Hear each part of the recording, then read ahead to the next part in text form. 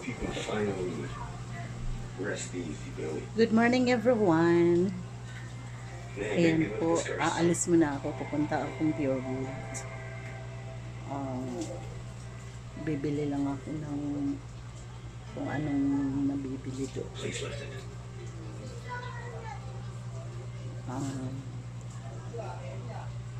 Punta muna ako. Maghulog muna ako ng pera. Samahan niyo ako mga kapatid.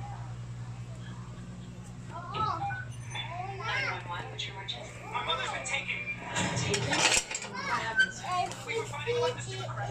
My wife takes it. One time, I decided to leave the room and de-escalate. Guess what happens? My psycho wife grabs it and takes off. Attention all units. Soldier Belcher. Ayan. Celeste Davis driver and Ray Rescue licensed by John 5608.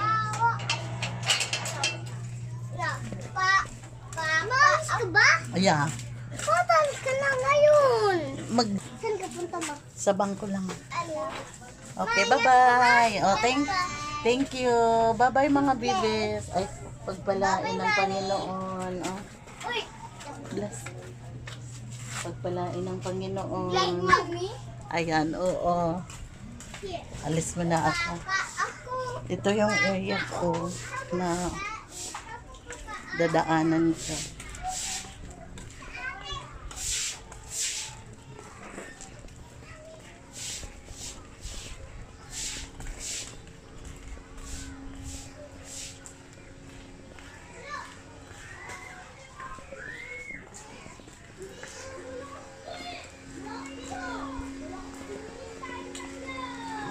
Ayan, tapos magano ko ng tricycle.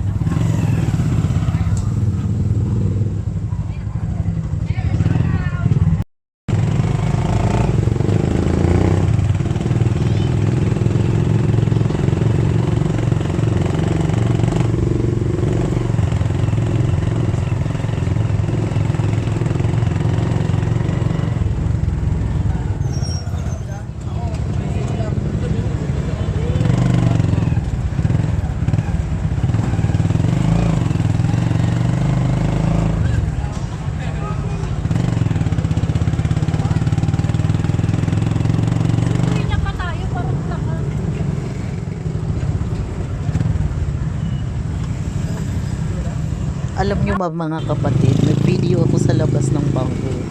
Tsaka nag-video din ako sa Pure Gold. Yung pala, pagdating ko sa bahay, picture lang pala. Kaya, nabukya ang video ko. Talaga naman, isang aral ko. At least, chance to experience. Kaya, sayang, ganda pa naman sana ng mga view ko. Kaya, ito lang ang maiaan ko.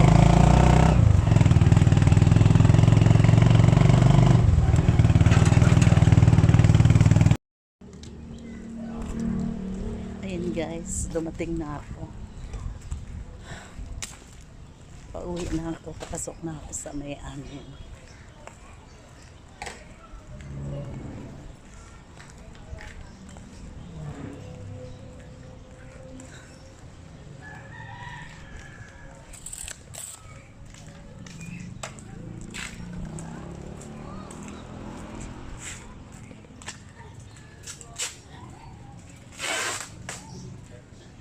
Yan, dito na ako sa area namin.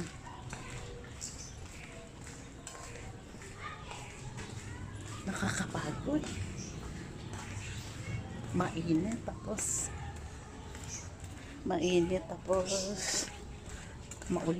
ambon-ambon.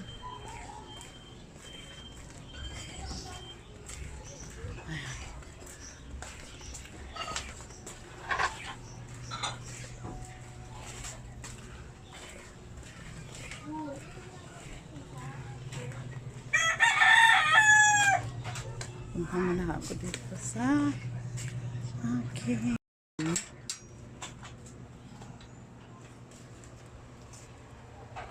Bea ka na.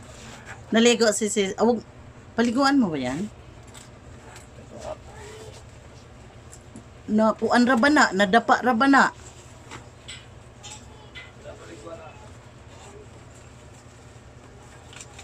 Ayaw kasi niya kanina. Naawa naman akong pili.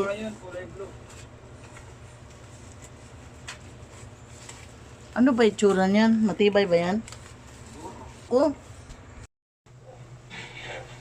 Ayan guys, ang sarap ng lapua.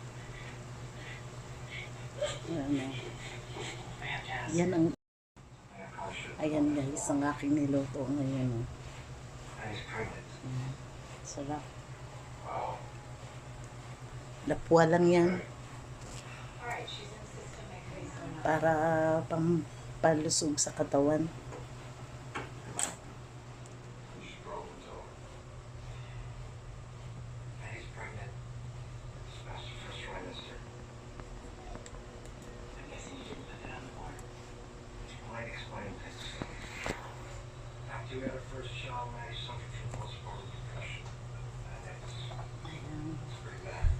Hello, magandang umaga sa inyong lahat. Welcome to my vlog. Ayan, bago po tayo magsimula, unang-una tayo magpasalamat sa Panginoon dahil patuloy ang kanyang biyaya ay dumadaloy sa bawat isa sa atin. Still, binigyan tayo ng hininga ng Panginoon at siya ang gagawa sa buhay natin. Kailangan lang nating magtiwala sa Kanya. Kaya ito yung kwento-kwento ng buhay ko. Sana magustuhan nyo. Ayan, thank you. Please subscribe din ha. Ayan, first pupunta ako ng ngayon. Pupunta ako ng Pure. Dadalhin doon. Kaya ayan. Kaya God bless. Ayan guys, kain na tayo. Ito yung pagkain. I was suffering from postpartum depression.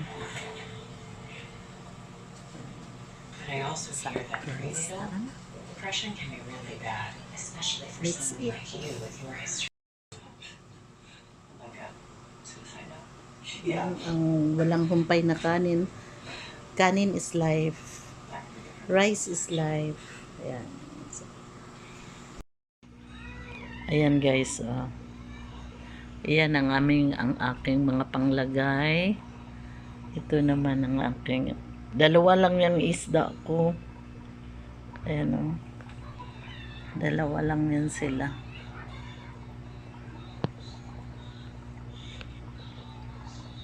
Ayan. Ayan medyo malaki naman yung aking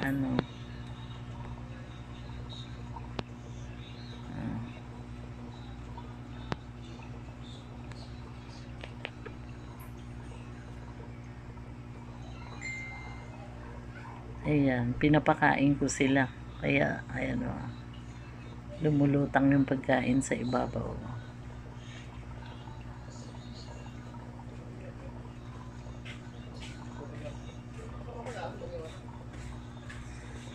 Alam mo ba, pag minsan, pag sobrang pagod, titignan ko lang yan. Nakaka-refresh ng isip. Pero syempre may nakaakibat na pagod. Kasi, grabe, mahirap maglinis. Biro mo, isa-isahin mo yan, bubuhatin mo pa yung ano mo, aquarium. Tapos, isa-isahin yung ano yan, yung mga bato. Pagkatapos naman, sulit naman. Yan. Mostly talaga ayoko rin ng maraming isda. Okay na yung 2 or 3. Yan. Para hindi din siya madaling madumihan. Kasi linis ka ng linis. Mahirap. Ayan sila. Bagamat nakakulong sila,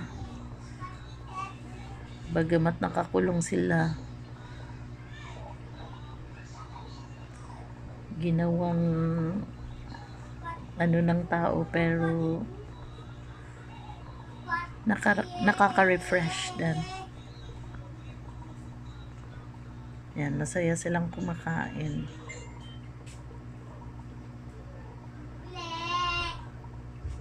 Pabili!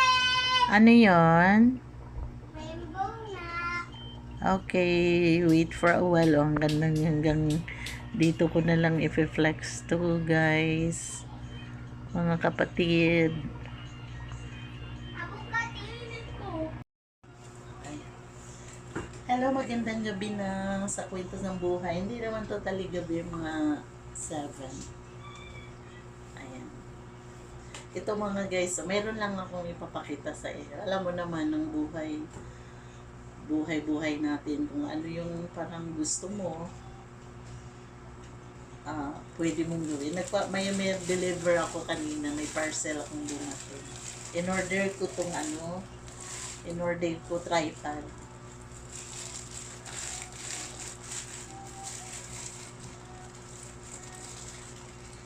Ayan.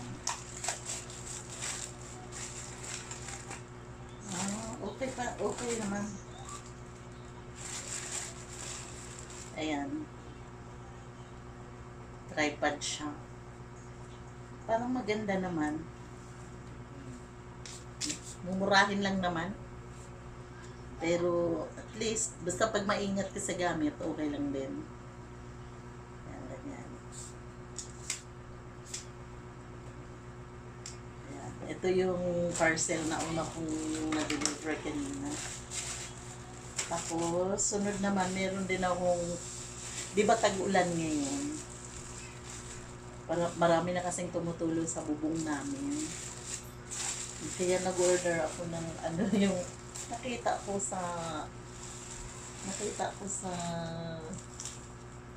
Shopee, yung iaano lang sa bubong. Ilalatag lang siyang ganyan. Ididikit. Susubukan kong itry ko to. Ano lang naman siya sa halagang 200.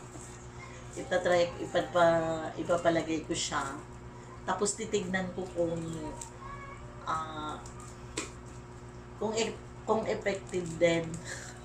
Okay na kung halimbawa ilang ulan, 3, 4 na ulan, malay mo tatagal din siya.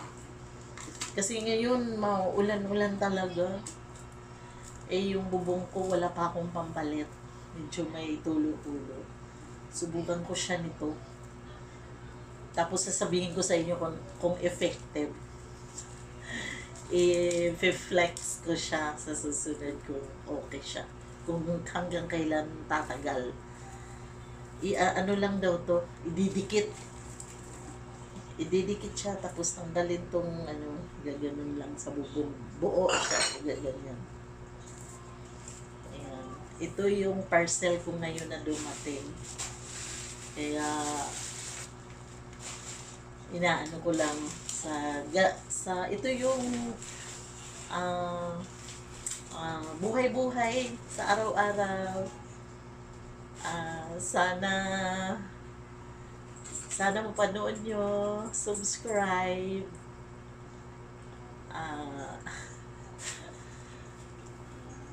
enjoy lang kung anong ginagawa, kung saan ka masaya. Sabi nga, kung saan ka masaya, suportahan ka. Basta hindi naman masama, why not? Tapos, masaya ka dahil syempre nandyan ang Panginoon. Palaging nakaagapay sa bawat isa sa atin. Kailangan lang talaga natin magtiwala sa Panginoon. Dahil kung magtiwala tayo sa tao, walang mangyayari sa atin. Kailangan tayong gumalaw, gumawa. Ako nga patuloy ko talaga ipinagpapasalamat sa Panginoon. Kasi dito sa i-flex ko lang dito sa area namin dati nung bago pa ako. Talagang mahirap, lalo pagbaguhan ka, lait-laitin ka, pero praise God, nung tumagal kami, nakatapos yung mga bata, kaya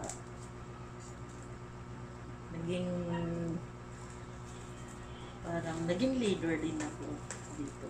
Kaya ayan ang buhay, basta palagi lang alam ko ang bawat isa sa atin may bigatin sa puso natin. Basta ipagkatiwala natin sa Panginoon. Lahat ng yan aayusin ng Diyos. Hindi man bukas, hindi man ngayon, hindi man bukas.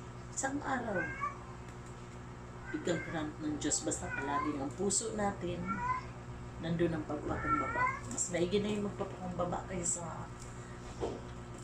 matapang ka na para ka ng terorista. Okay lang yung mas magpapakumbaba ka. Nakikita ng Diyos yun. Kaya God bless everyone. Sana i-subscribe yung video ito. Basta ganun lang, kung gusto nyo, kung hindi naman, okay lang. Happy lang. Ito yung kwento-kwento ng buhay ko. Yung, hindi naman totally araw-araw. Paminsan-minsan, ginagawa kong magla-live na ganito. Kaya, hanggang dito na lang. God bless sa lahat ng nakakilala sa akin. Thank you sa panood. Kung may nakapapanood na, pag wala naman, okay lang. Kung gusto nyo, pwede kayo mag-comment. Ayan. Pag hindi dito, sa bahay, sa church, live din kami. Kaya, basta kasama ang Panginoon.